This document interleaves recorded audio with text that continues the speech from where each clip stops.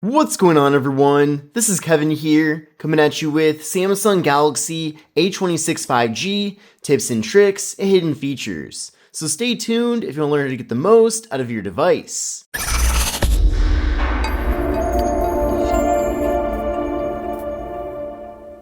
So this is the Samsung Galaxy A26 5G. Now, despite this being a very affordable smartphone, this device actually has a lot of different features and capabilities, and I'm looking forward to showing you some of my favorites here in this video. Now, the first thing I want to show you is a quick and easy way to get to the camera app here on the device, and all you have to do is just double press on the power button, and then from there, it immediately brings up the camera. So it doesn't matter where you are throughout the operating system here on the device, simply double press on that button, and then the camera now appears. So that's certainly very convenient. Now, what's even cooler about this is that you can even further customize it.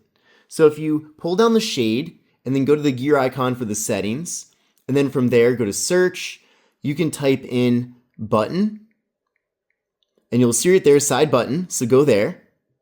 And you can see under double press, it does say camera, but if you tap on that, you now have other options. So instead of that, you can have it pull up different device functionalities. You can also pick any app on your phone to be enabled by double pressing that button instead. Now, you can also customize what happens when you long press on the power button. So by default, when you long press on that button, it does pull up Gemini, and that is something that I do find myself using quite often. However, you can also customize this. So if you go here, you can instead choose to just bring up the power off menu. So I know some people do prefer this. So if you want to power off your device or restart it, you can make that switch, and you can get to that just by holding down the power button. Now, if you don't know, you can also pull down the shade here and access the power button right there virtually, and that certainly does work well, but again, I know some people do prefer to kind of access it the old-fashioned way. Now, what's also cool is that if you go back to selecting the assistant, you can go to the settings here. If you have ChatGPT installed on your device, then you can have that be the assistant that you access from that button instead. And I'm sure there's other assistant apps that you can install as well that do work with this, but I just know for sure ChatGPT is another option. But just make sure ChatGPT is actually installed on your device first. Now, the next thing I want to show you is how to hide apps with the Galaxy A26 5G. So maybe there's a certain app that you want to have installed on your device, but you do want it hidden from the actual user interface. So what you're going to do is hold down on the home screen, then from there go to settings, and then from there go down to where it says hide apps on home and app screens. Then from there you can pick the specific app or multiple apps that you actually want to hide. So I'm going to select Facebook. Now you can see it's up here in my hidden apps. So I can go to done, and then now Facebook is nowhere to be found on my device. In fact, I previously had it right here, and now it's gone. And then to bring that back, just go to the same area in the settings. So go back here, and then remove it from your hidden apps, go to done, and now it'll be back in your app drawer. However, it won't be back on the home screen, but then from there, you can just grab onto it and then put it back to where it was. Now, in addition to that, going back over to this part of the settings, there's a lot of other good things here as well. So one of them is app labels. So if we turn off app labels, now none of your apps will actually have labels. Now, there still will be labels throughout the app drawer, but on your actual home screen, there won't be any labels. Now, imagine that you know what these apps are, so it doesn't really matter that they're labeled or not, because they're most likely apps that you use on a regular basis if they're actually on your home screen. So this definitely makes for a bit of a cleaner look. Now, by default, with the device, when you swipe over, you will access the Discover feed. However, if you don't want this, then you can go also back to that part of the settings, and then from there you can disable Add Media Page to Home Screen. So now with that disabled, when you try to swipe over, it doesn't go to anything. Now, also in home screen settings, you can change the grid size of your home screen. So you can go from 4:6 to 5:6, which could be helpful if you want to have a bit more icons on your screen. Also over here too, there's this option, rotate to landscape mode. So if you enable that and then go back to your home screen and then rotate the phone, you'll now see that you can use the entire home screen in this landscape format. So this might be helpful to you. Maybe you're using a navigation app on the device and the phone is already horizontal, and then you want to have easy access then to your home screen without having to then flip your phone around, then this might be a helpful option to you. Now, if you want to really customize your home screen, then there's also an option for themes. So you'll see down here under themes, if you go there, it'll actually access the Galaxy theme store. And then from there, there's a whole bunch of different themes you can choose from, and some of these are especially detailed, changing the icons and really the entire look of your home screen. Now, this feature may or may not be enabled by default, but if you see this sidebar here on the A26 5G, That is called the edge panel. So you can simply swipe over on the edge panel and now it pulls up this little sidebar. Now, if this isn't here already, just go to your settings, search edge panel, and then enable it. But once it's here and enabled, or if it's here already, you'll see that you have quick access to various applications. You can also customize this. You can also go down here to the corner and access any app on your device. And what's really convenient about this is that the edge panel is present here no matter where you are throughout the operating system on your phone. So simply again, swipe over, access the app of your choosing, and then continue on with whatever you're trying to do. Now also, if you want to open an app in split screen, you can simply grab onto one of these apps and then drop it here, and then now it's in a split screen. So then from there, you can pick the second app, and then you can go here and choose another app on your device, and then from there, we now have a 50-50 split between those two apps. And then if you tap here, you can swap those around. You can also adjust if you want one app to be bigger or one to be smaller, which is really nice too. So that's definitely a nice customization there. And if there's a certain duo you want, tap on that star, and then from there, you can add this app pair to the home screen or to the edge panel itself. Now, if you grab onto an app and then you drop it in the middle here, it'll open up pop-up view. And then with pop-up view, we're basically getting this windowed mode, and you can move the app around. You can do other things on your device. And if you want to as well, you can even resize the app. So I don't know if the alarm app necessarily would be the best use case of this, but you can do this with any app on the device. Simply have it here in this windowed mode, and it's great for multitasking. And then if you tap up here, you can then shrink it down further with that minus button. And then now you have this little icon that you can put wherever you want to put it. And then you can easily get back to that as well. And then if you want to totally get out of this, you can tap on the X, and then it removes that pop-up app. But going back over to the edge panel, tap on this pen icon right there, and then now you can fully customize what you actually want to have in your edge panel. Also on the edge panel, there's a gear icon, so if you go to that icon right there, you can then customize what actually shows up in the panel.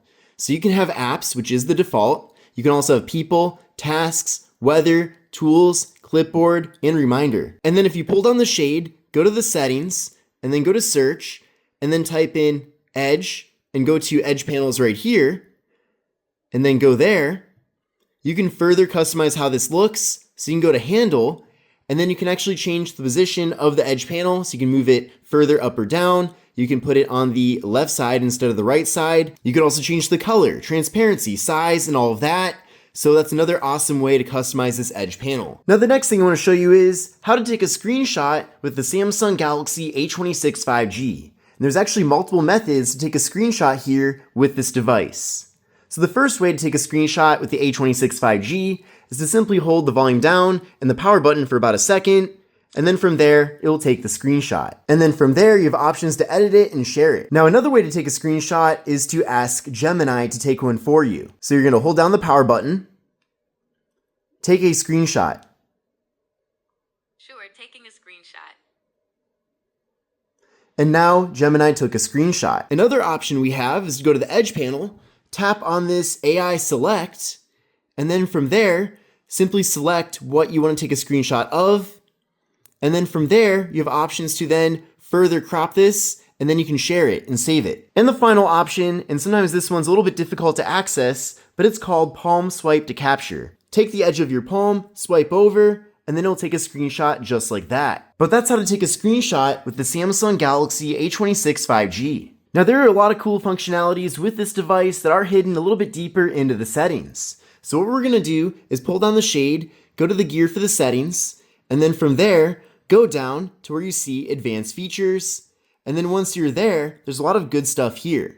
So I already showed you a few of these, but if you go to motions and gestures, many of these are already enabled by default. However, one of them is not.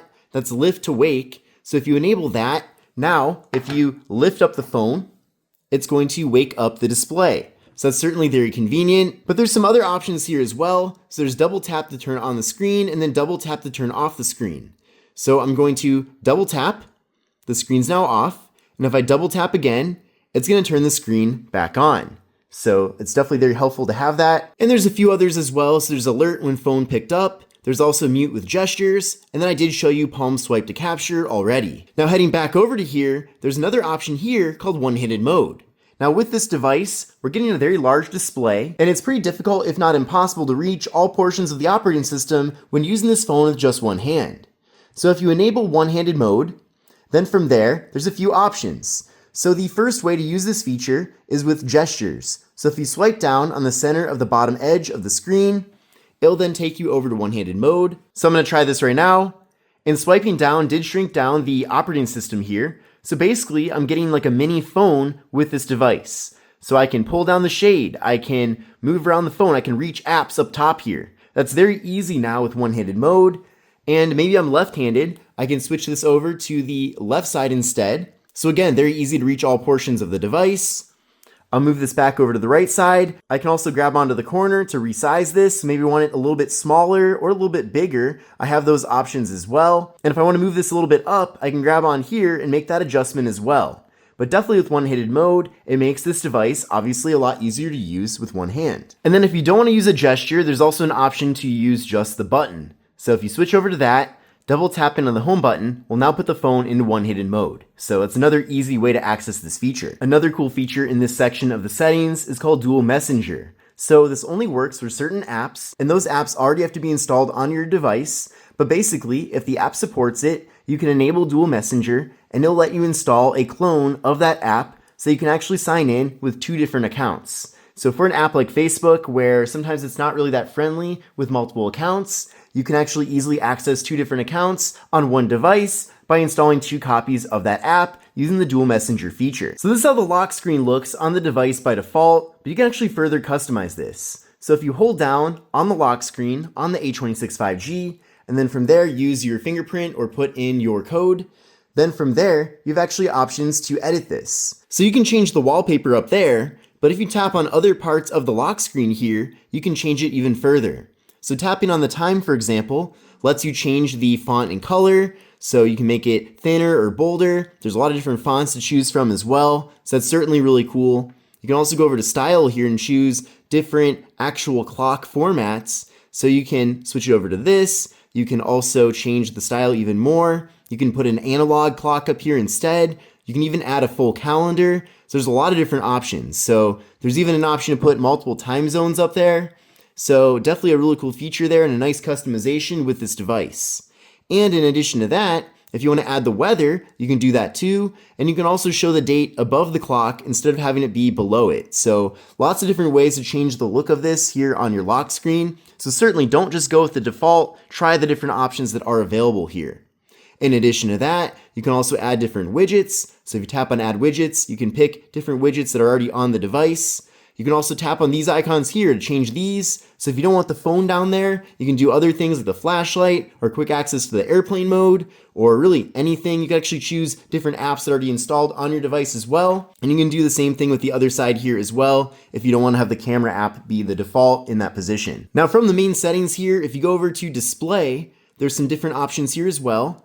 So there is light and dark mode. And if you go to dark mode settings, you can even turn on a schedule for this. So you can have it activate from sunset to sunrise, and you can even pick a customized schedule here for a certain time of the day. So lots of options there as well for dark mode. Also going over to here, there's motion smoothness. So with this device, we're getting a 120 Hz refresh rate, and that's certainly really awesome because it makes everything move very smoothly here on the phone. However, if you want to save some battery life, you can switch it over to 60 Hz, so it'll be a little bit choppy, but in exchange for that, your battery will be better. And then going a little bit further down here, there's some other options too. So there's easy mode. So if you want just the bare essentials on your device, maybe you're setting this phone up for someone who's really not into tech and they find the phone actually be pretty complicated, then you can enable easy mode where you're just getting kind of the bare minimum experience, but in exchange for that, it is super simple.